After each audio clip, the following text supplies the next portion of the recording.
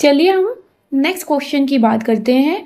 तो क्वेश्चन कह रहा है distinguish the compounds given in list 1 to list 2। List 2 में रिएजेंट्स गिवन है और लिस्ट 1 में क्या है, हमारे जो कंपाउंड्स गिवन है। ठीक है, अब पहले में क्या है, एसिटोफिनोन एंड एल्डिहाइड, मतलब कीटोन एंड एल्डिहाइड। तो हमें पता है यहाँ पे क्या दिया, अमोनिकल सिल्वर नाइट्रेट। ठीक है, तो ये क्या है, टॉलेंस रिएजेंट। क्या है ये, टॉलेंस रिएजेंट। तो इसका रिलेशन क्या हो जाएगा इसके साथ। अब दिया है फिनॉल एंड एथेनॉल। तो अब हमें पता है फिनॉल क्या है, न्यूट्रल FeCl3 के साथ क्या देता है, वॉयलेट कलर। ठीक है, वॉयलेट कलर का कॉम्प्लेक्स बनाता है। तो यहाँ पे इसका रिलेशन इसके साथ हो गया। और एथेनॉल जो है न्यूट्रल FeCl3 के साथ टेस्ट नहीं देता है। ठीक है, अब है diethyl amine and ethyl amine. ठीक है, तो एल्कोहलिक KOH प्लस CH क्या है, ये हो गया हमारा कार्बल अमाइन टेस्ट। ठीक है, तो इसका रिलेशन इसके साथ हो जाएगा। क्लियर है, क्योंकि वो 1 डिग्री अमाइन के साथ ही देगा। ठीक है, अगला है प्रोपेन एंड साइक्लोब्यूटीन। ठीक है, तो हमारा जो Br2 वाटर है वो क्या करेगा, एल्कीन को डीकलराइज कर देता है। तो ये इसका आंसर हो गया ये। तो यहाँ हमने इसको Br2 वाटर से मैच कर दिया। ठीक है, बहुत आसान क्वेश्चन था, इजी टू रिमेम्बर। चलिए हम नेक्स्ट क्वेश्चन की बात करते हैं। Write the correct order of rate of reaction of following with. ठीक है, रेट ऑफ रिएक्शन, और वो भी कौन सी, rate of coupling reaction of following with PHN2 plus Cl। PHN2 plus Cl क्या होता है, डायजोनियम क्लोराइड। तो PHN2 प्लस क्या है, एक इलेक्ट्रोफाइल। ठीक है, इलेक्ट्रोफाइल कहाँ अटैक करेगा, जहाँ इलेक्ट्रॉन डेंसिटी ज़्यादा होगी। ठीक है, तो यहाँ पे देखो होगा क्या, कपलिंग रिएक्शन होगी। तो यहाँ पे ऑर्डर बताना है, ये हमारा P है, ये हमारा Q है, ये हमारा R है। किसमें रेट ऑफ द रिएक्शन है वो ज़्यादा होगी। तो जो बेंजीन रिंग पे इलेक्ट्रॉन डेंसिटी बढ़ाएगा, ठीक है, उसकी रेट क्या होगी, ज़्यादा होगी, क्योंकि वहाँ पे ही जो इलेक्ट्रोफाइल है PHN2 प्लस अटैक करेगा। ठीक है, अगर फर्स्ट केस में बात करें तो NH2 के पास लोन पेयर है, यहाँ पे क्या करेगा, ये कॉन्जुगेशन दिखाएगा। मतलब जो लोन पेयर है वो रिंग के साथ कॉन्जुगेशन में होगा।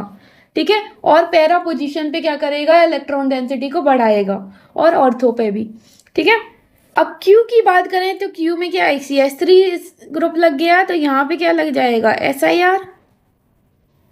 ठीक है, और अगर अगले की बात करें R की, तो यहाँ पे देखो इसके पास लोन पेयर तो है, लेकिन यहाँ पे 2 CH3 ग्रुप हैं, तो यहाँ पे मोर SIR लगेगा।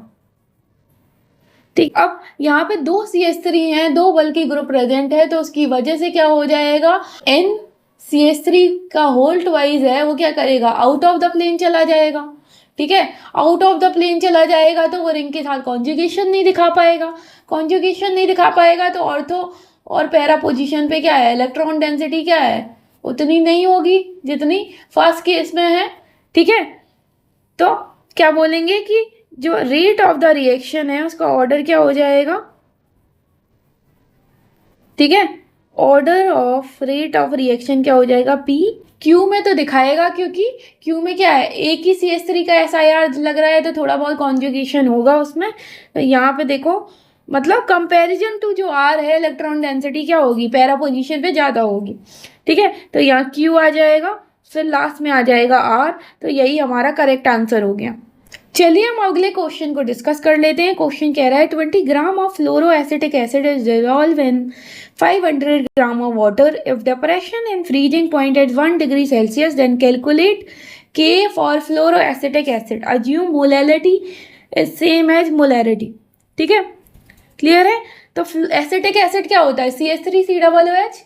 फ्लोरोएसिटिक एसिड का मतलब है एक हाइड्रोजन है CH3 में, उसको रिप्लेस कर दिया फ्लोरीन से, तो फॉर्मूला क्या बन गया, CH2FCOOH। ठीक है, रिवर्सिबल का साइन लगाएंगे, अगर इसको ये डिसोसिएट होगा CH2FCOO माइनस में, और एक H+ आयन दे देगा।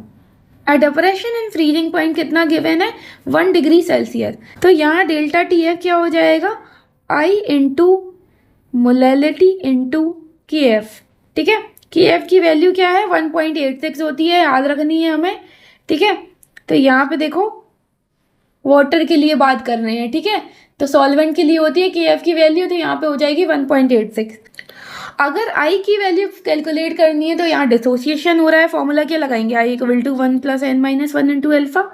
एन की वैल्यू क्या होगी, यहाँ पे 2 आयंस में डिसोसिएट हो रहा है तो 2/1, तो यहाँ पे 2 आ जाएगी, 1 + 2 - 1 इंटू एल्फा, तो यहाँ आ जाएगा 1 + एल्फा। डेल्टा टी एफ की वैल्यू गिवन है 1, ठीक है। आई क्या है 1 + एल्फा के बराबर मल्टीप्लाई बाय, ठीक है।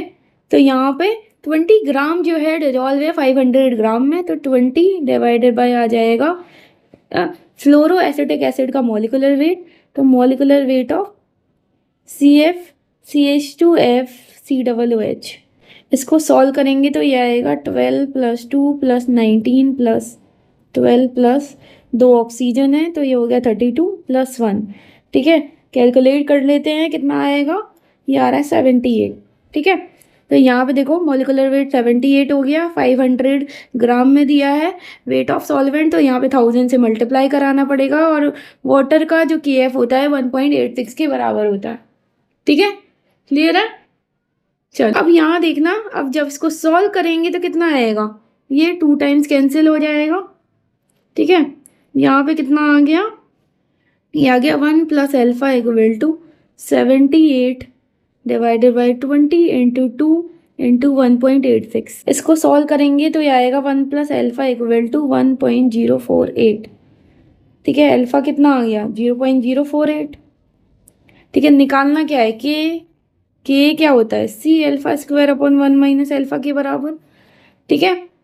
एल्फा की वैल्यू क्या है, बहुत कम है, तो 1 से, तो 1 - एल्फा क्या हो जाएगा 1 के बराबर, तो यहाँ पे आ जाएगा K इक्वल टू C(α²), ठीक है। K इक्वल टू C की वैल्यू कितनी हो गई 20/78 इंटू 500 इंटू 1000 इंटू ये क्या आ जाएगा 0.048 इसका स्क्वायर, ये 2 टाइम्स कैंसिल हो जाएगा, ये कितना आ गया 40/78 इंटू 0.048 मल्टीप्लाई बाय 0.048, ठीक है। K इक्वल टू क्या आ जाएगा, इसको सॉल्व कर लो, इसको सॉल्व करेंगे तो ये आ रहा है 0.0011815, ठीक है। आंसर में देखते हैं क्या आ रहा है आंसर, ओके।